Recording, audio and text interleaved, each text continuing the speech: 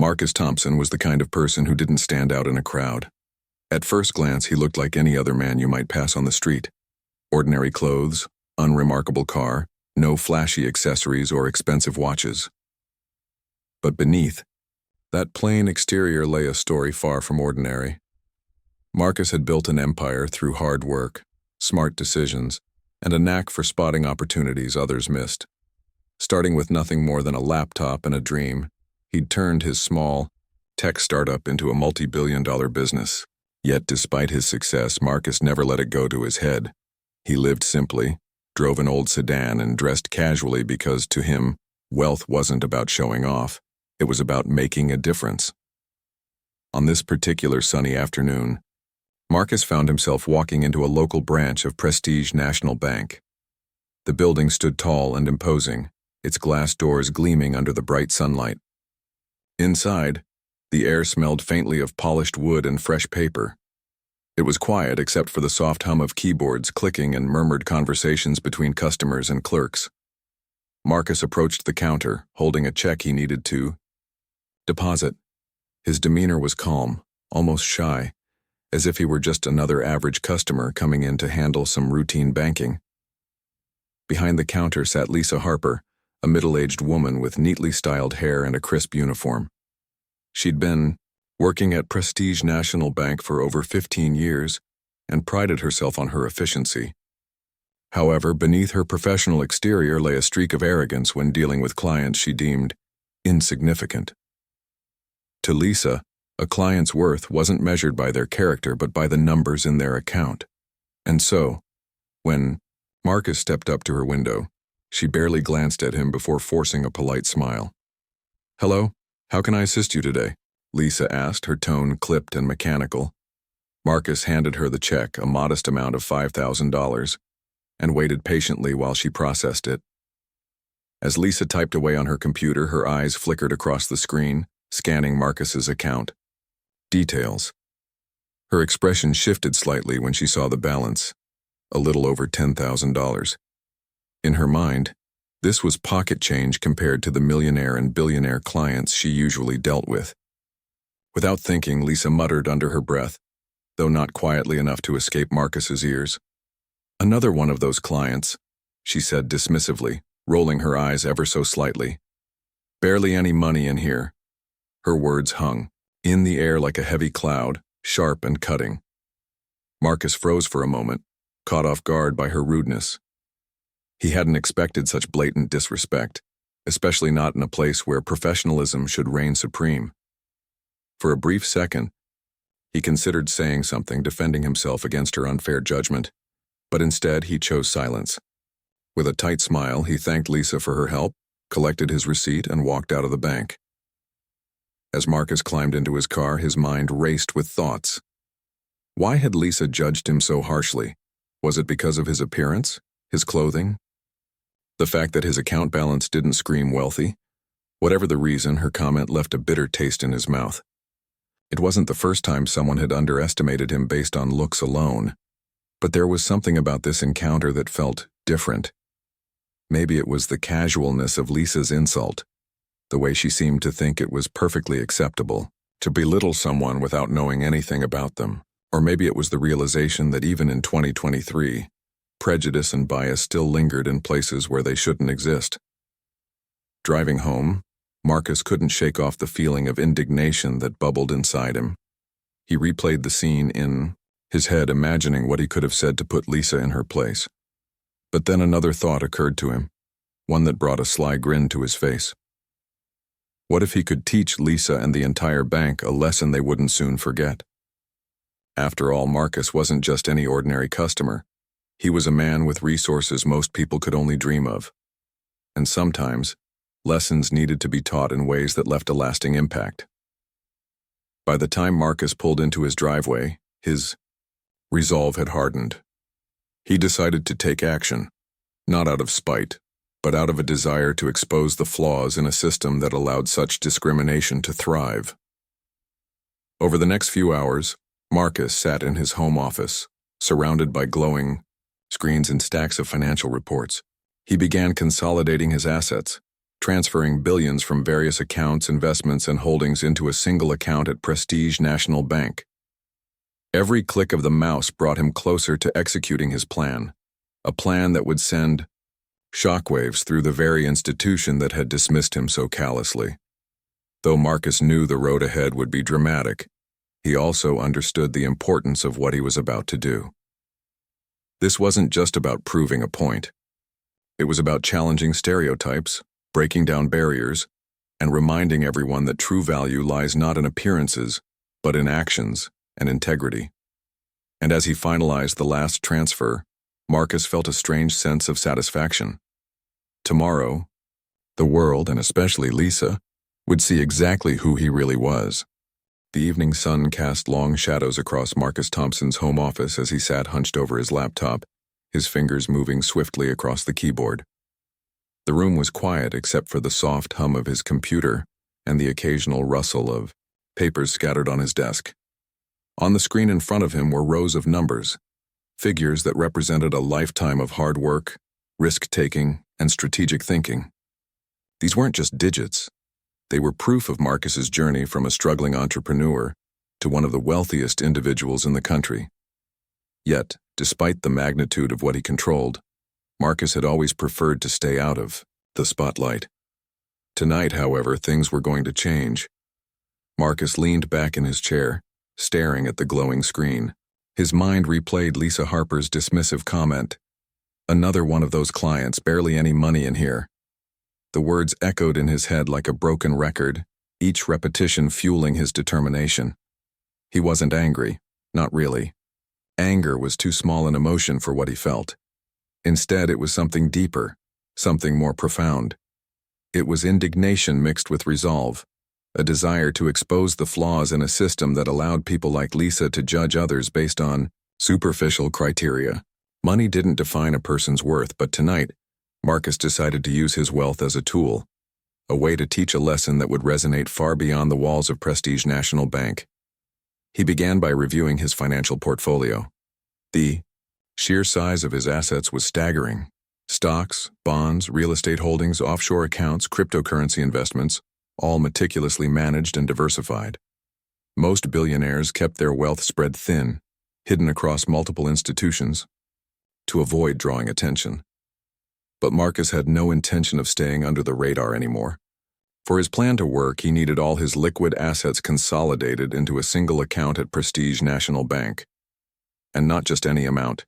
It had to be big enough to make waves. Big enough to shake the very foundation of the bank that had treated him with such disdain. With a deep breath, Marcus started transferring funds. First, he moved millions from his brokerage accounts, then billions from his international holdings. Each transaction took time, requiring authorization codes, security checks, and confirmations. Normally, this process would take days, even weeks, but Marcus had spent years building relationships with trusted financial advisors who could expedite things when necessary.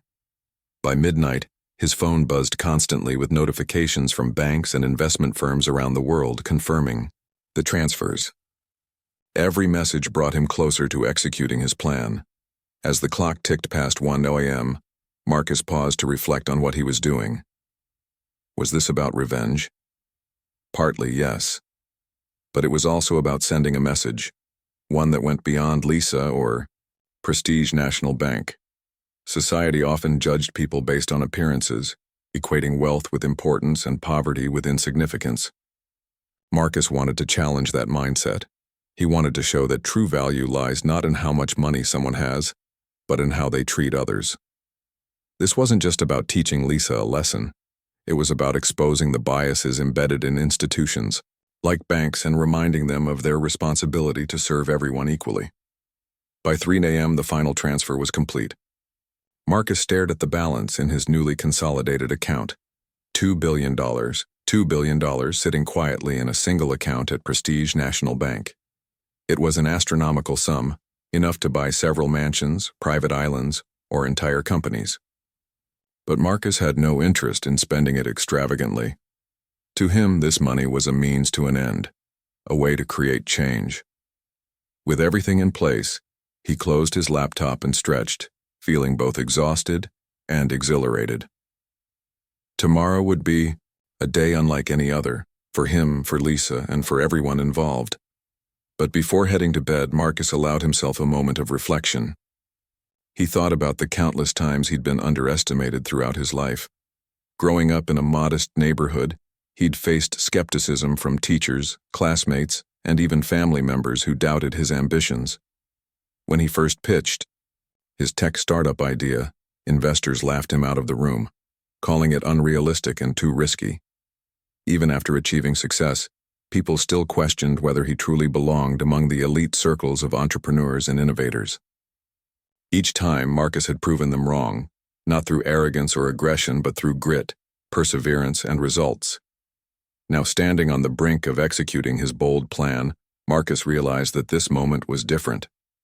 This wasn't just about proving himself. It was about using his position to shine a light on injustice. He imagined the look on Lisa's face when she realized her mistake, the shock, the embarrassment, the regret.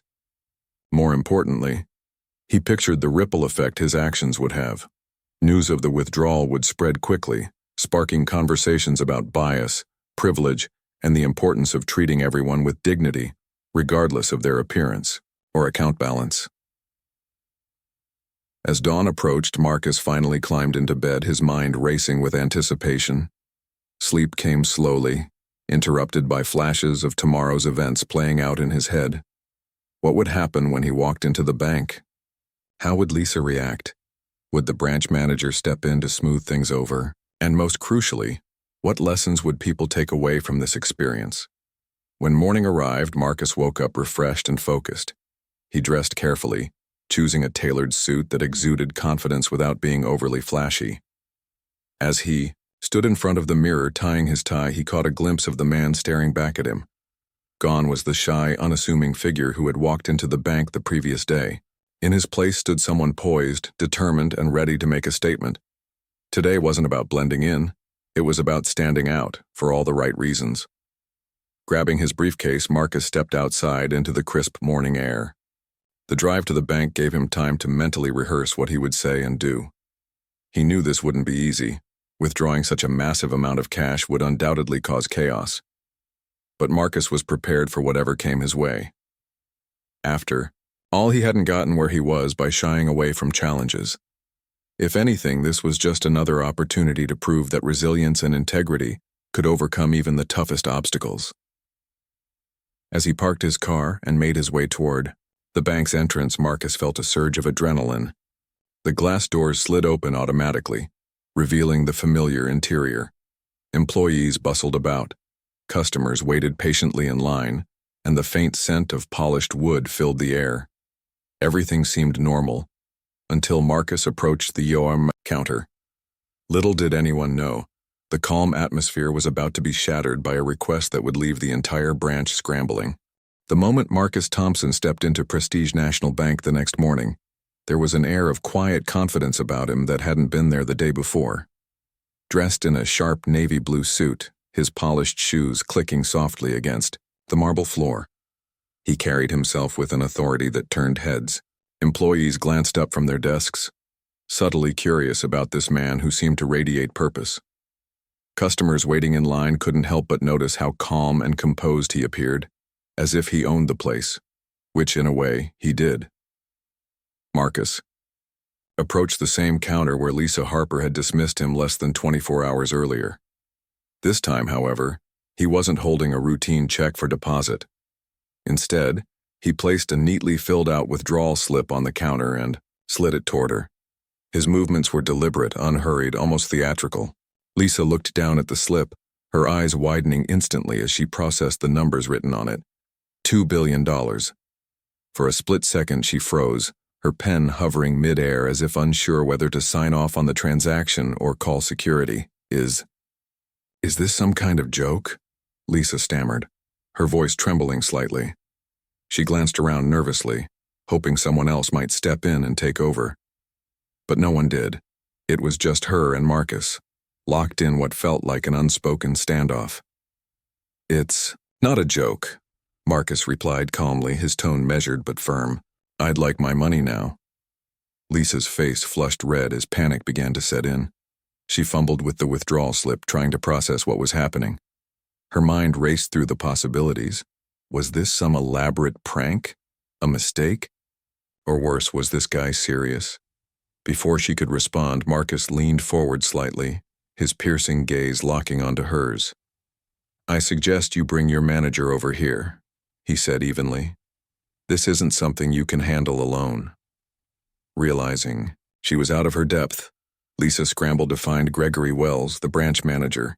Gregory was known for his charm and ability to smooth-talk even the most demanding clients.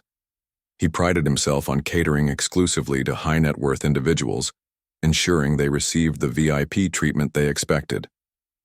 As Lisa hurriedly explained the situation to him, Gregory's expression shifted from curiosity to disbelief, and then outright alarm. Gregory strode over to the counter, his polished loafers squeaking faintly against the tiled floor.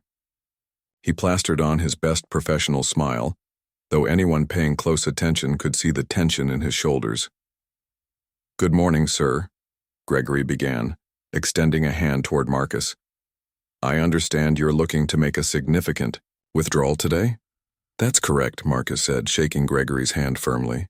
$2 billion to be exact. Gregory blinked rapidly, momentarily thrown off balance. Despite his years of experience dealing with wealthy clients, he'd never encountered anything like this. Most millionaires and billionaires preferred to keep their transactions discreet, avoiding large cash withdrawals that might attract attention. Yet here was Marcus, requesting an amount so staggering it would deplete the branch's reserves entirely. "I'm afraid we don't have that kind of cash available on site," Gregory admitted after a long pause. "Could I ask for a bit of flexibility? Perhaps we could arrange for the funds to be transferred electronically instead?" Marcus shook his head, his expression unwavering. "No, thank you. I specifically requested cash, and I'd like it now." The room fell silent as Gregory realized the gravity of the situation. Word of the withdrawal spread quickly among the staff, and soon whispers rippled through the branch. Employees exchanged nervous glances, unsure of how to proceed. Meanwhile, customers waiting in line grew restless, sensing that something unusual was unfolding. Desperate to resolve the matter, Gregory tried to appeal to Marcus's sense of reason. "Sir, withdrawing such a large sum in cash isn't practical. Wouldn't you prefer to leave the funds in your account where they're safe and accessible?" Marcus leaned back slightly, his posture relaxed yet commanding. "Mr. Wells," he said, addressing Gregory by name to emphasize his awareness of the hierarchy, "this isn't about convenience. It's about fulfilling a request I've made as a customer. If your bank can't accommodate it, perhaps I should reconsider keeping my business here." His words hit their mark. Gregory stiffened, realizing the implications of Marcus's statement. Losing a client worth billions would be catastrophic, not only for the branch but for the bank's reputation as a whole.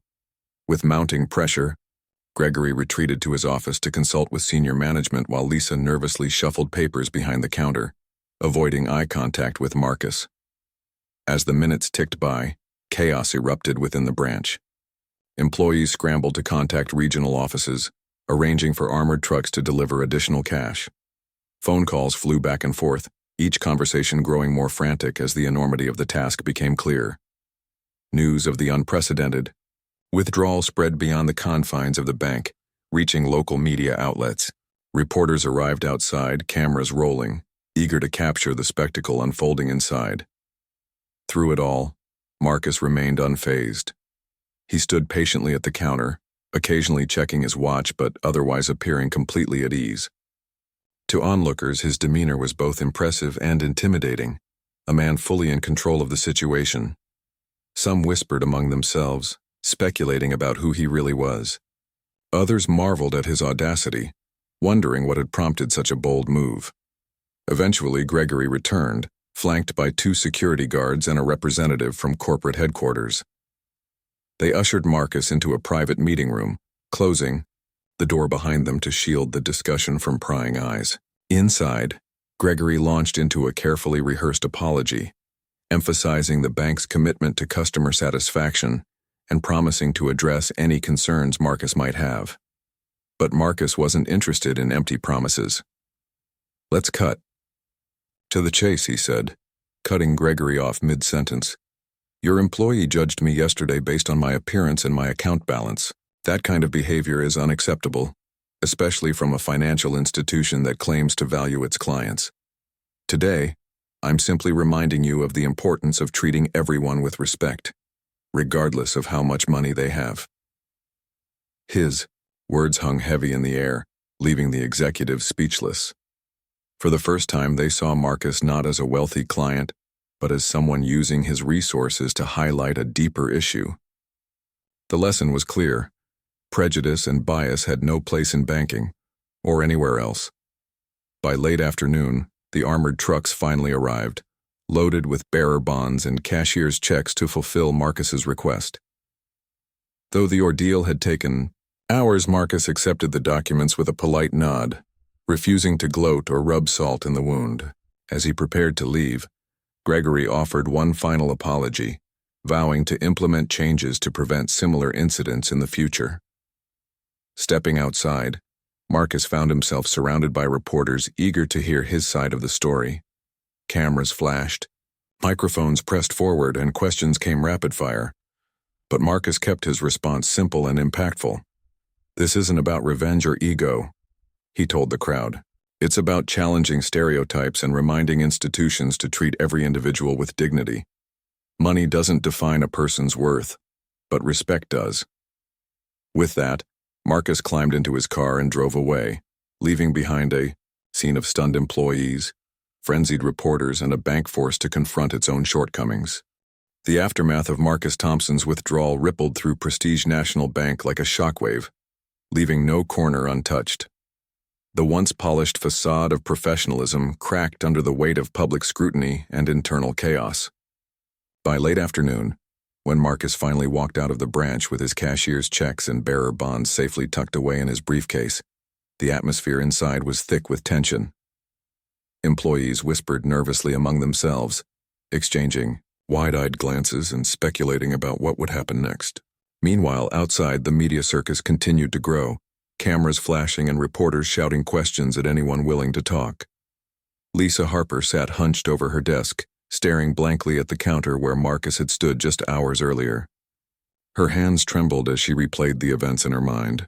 The moment she'd dismissed him so casually the day before, the disbelief on her face when he handed over the $2 billion withdrawal slip, and now, the crushing realization that her actions had spiraled into an international incident. She felt sick to her stomach, not just because of the humiliation, but because she knew she deserved it. For years, Lisa had prided herself on being efficient, even going so far as to think she was good at her job. But now, confronted with the consequences of her bias, she realized how wrong she had been. Summoning every ounce of courage she could muster, Lisa approached Marcus before he left the bank. Her heart pounded in her chest as she tapped him lightly on the shoulder. When he turned around, his expression was unreadable.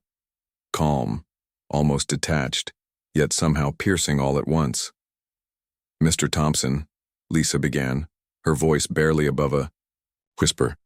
I'm so sorry about yesterday. What I said, it was completely out of line. I shouldn't have judged you based on your account balance or anything else. Please forgive me." For a long moment, Marcus simply looked at her, his dark eyes searching hers. Then, without raising his voice or betraying any hint of anger, he responded. "It's not about forgiveness," he said evenly, his tone carrying a quiet authority that made Lisa feel both ashamed and oddly hopeful. "It's about understanding. People are more than what they appear to be, and your assumptions yesterday cost you, and this bank, far more than just respect." His words struck Lisa like a hammer, each syllable driving home the gravity of her mistake. Tears welled up in her eyes as she nodded, unable to speak. She wanted to say something, anything, to make things right, but deep down, she knew there were no magic words that could undo the damage. All she could do was promise herself to never let her biases cloud her judgment again. As Marcus exited the building, Gregory Wells, the branch manager, watched from a distance, his face pale and drawn. He had spent the better part of the day trying to salvage the situation, making frantic calls to corporate headquarters and issuing carefully worded apologies to anyone who would listen. Yet, despite his efforts, he couldn't shake the feeling that this was only the beginning of a much larger reckoning. News outlets had already picked up the story, dubbing it the billion-dollar lesson, and social media platforms were ablaze with memes, hashtags, and heated debates about privilege, bias, and institutional accountability. Gregory knew the fallout would be severe. Within hours of the incident, senior executives from Prestige National Bank's corporate office arrived at the branch, their expressions grim as they surveyed the scene. They immediately called an emergency meeting with the staff, during which they outlined a series of drastic measures: mandatory diversity training programs, stricter policies against discriminatory behavior, and a complete overhaul of customer service protocols. But beyond the official responses lay a deeper reckoning, one that went beyond policy changes and PR campaigns. Employees who had witnessed the entire ordeal firsthand found themselves questioning their own attitudes and behaviors. Had they ever judged a customer unfairly? Had they let stereotypes influence their interactions? These uncomfortable reflections spread throughout the branch, creating an atmosphere of introspection and unease. Outside the bank, the crowd of reporters and onlookers showed no signs of dispersing. Marcus paused briefly before addressing them, knowing this was an opportunity to amplify the message behind his actions. Standing tall and composed, he faced the cameras, his presence commanding attention without needing to raise his voice. "This isn't about greed or ego," Marcus began, his words clear and deliberate. "It's about challenging the biases and prejudices that exist in our society, not just in banks but everywhere. Institutions like this one claim to serve everyone equally, but too often they fall short. Today was a reminder that true value lies not in appearances or account balances, but in how we treat others." His speech resonated deeply with those listening, sparking conversations that extended far beyond the immediate audience. Social media users shared clips of his remarks, adding their own thoughts and experiences about discrimination in various industries. Some praised Marcus for using his wealth to highlight systemic issues, while others criticized the bank for allowing such biases to persist unchecked. Regardless of the differing opinions, one thing was undeniable: Marcus's actions had ignited a firestorm of discussion about fairness, equality, and the need for change. Back at the bank, Lisa returned to her desk, still shaken but determined to learn from the experience. Over the next few days, she immersed herself in the diversity training sessions mandated by corporate headquarters, taking detailed notes and participating actively in group discussions. She also reached out to several colleagues, apologizing for past instances where she might have treated them poorly due to unconscious biases. Slowly but surely, Lisa began to rebuild trust, not just with her coworkers but with herself. Meanwhile, Gregory struggled to regain control of the narrative. Despite his attempts to present the bank as proactive and committed to reform, public opinion remained largely skeptical. Calls for his resignation grew louder, fueled by critics who accused him of prioritizing image over genuine change. After weeks of mounting pressure, Gregory finally stepped down, citing personal reasons. His departure marked a turning point for the branch as new leadership took over with a renewed focus on inclusivity and ethical practices. As for Marcus, he disappeared from the spotlight almost as quickly as he had entered it. True to his nature, he avoided interviews and declined invitations to speak at high-profile events. Instead, he focused on putting the withdrawn funds to good use. Half of the $2 billion went directly to charities supporting financial literacy, programs, affordable housing initiatives, and scholarships for underprivileged students. The other half was reinvested in ventures aimed at fostering innovation and economic empowerment in marginalized communities. Though Marcus never returned to Prestige National Bank, news of his generosity spread quietly, inspiring countless others to rethink their own roles in creating a fairer, more equitable world. And while the bank worked tirelessly to repair its tarnished reputation, the memory of Marcus's bold move lingered, a powerful reminder that sometimes the most impactful lessons come wrapped in unexpected packages. In the weeks following Marcus Thompson's dramatic withdrawal from Prestige National Bank, the ripple effects of his actions continued to spread far and wide. What had started as a single moment of prejudice, a dismissive comment made by Lisa Harper, had grown into a national conversation about bias, respect, and accountability. The story dominated headlines, social media feeds, and even late-night talk shows, with everyone weighing in on what had happened and why it mattered. For Marcus, though, this wasn't about fame or recognition. It was about sparking change, and, in that regard, he succeeded beyond his wildest expectations. Prestige National Bank became ground zero for public scrutiny. News outlets dissected every detail of the incident, from Lisa's initial insult to the frantic scramble to fulfill Marcus's $2 billion withdrawal request. Corporate executives issued formal apologies, promising sweeping reforms to address systemic issues within the organization. But promises weren't enough to quell the outrage. Customers began closing their accounts en masse, citing distrust in the bank's leadership and practices. Share prices plummeted, and investors demanded answers. The once prestigious institution found itself teetering on the brink of crisis.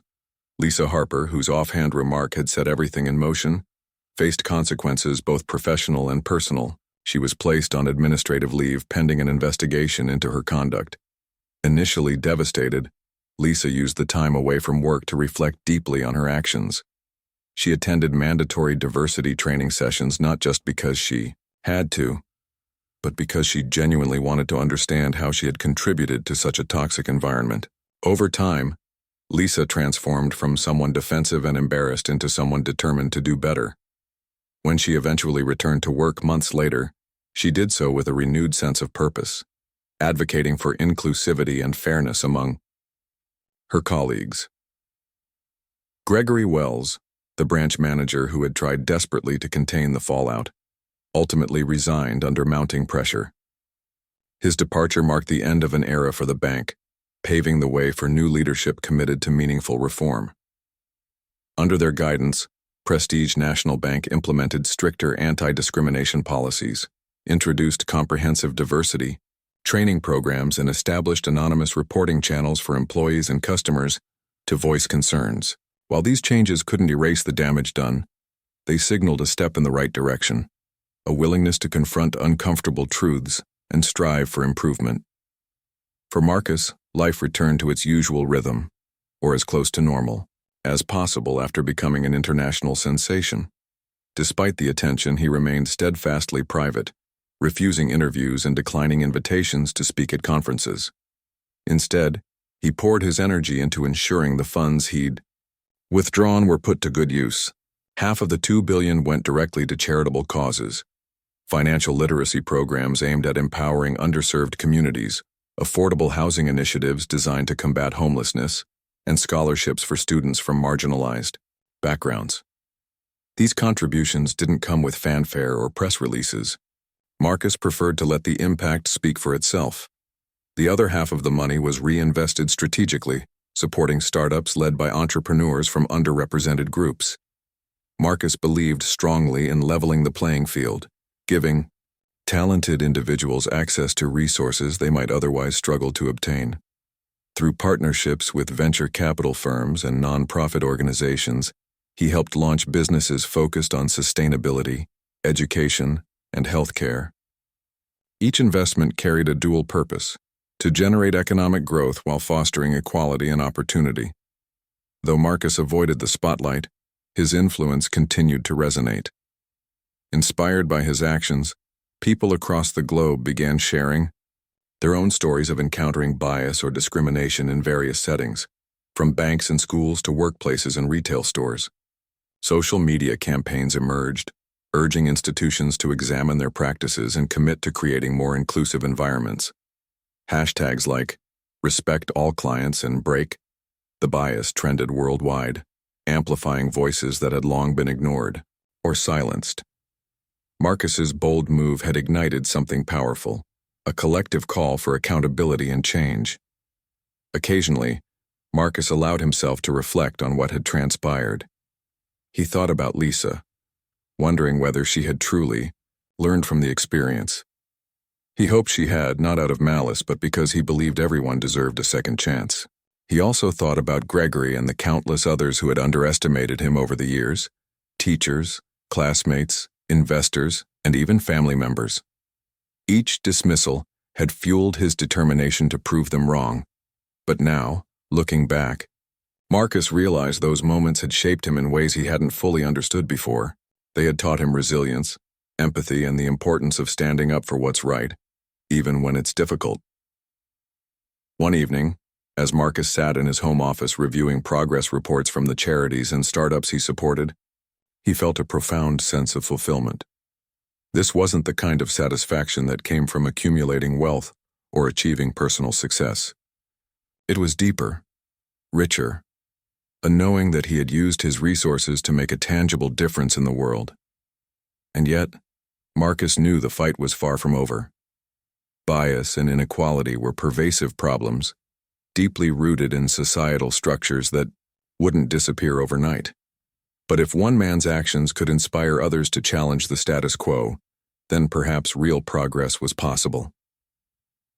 As the months passed, the memory of the $2 billion withdrawal faded somewhat from public consciousness, replaced by newer headlines and breaking news. Yet, its legacy endured. Prestige National Bank continued to rebuild its reputation, albeit cautiously, aware that trust takes years to earn, but only moments to lose. Employees at the branch where Marcus had made his stand approached their jobs with greater awareness and sensitivity, mindful of the lessons learned during those chaotic days. And customers, too, noticed the shift, a renewed commitment to treating everyone with dignity and respect. Marcus occasionally drove past the bank, glancing at its gleaming facade without slowing down. He didn't need to go inside to know that things had changed, not just there but everywhere. His actions had sent a message loud and clear. Appearances can be deceiving, and true value lies not in how much money someone has but in how they treat others. That lesson, he hoped, would linger in the minds of anyone who heard his story. And so Marcus carried on with his life, quietly but purposefully. He remained humble, grounded, and focused on making a difference. One decision, one donation, one interaction at a time. For him, it wasn't about proving power or superiority. It was about using his position to shine a light on injustice and remind the world of a simple truth. Respect costs nothing, but its absence can cost everything. By staying true to his values and refusing to let prejudice define him, Marcus Thompson had become more than just a billionaire entrepreneur.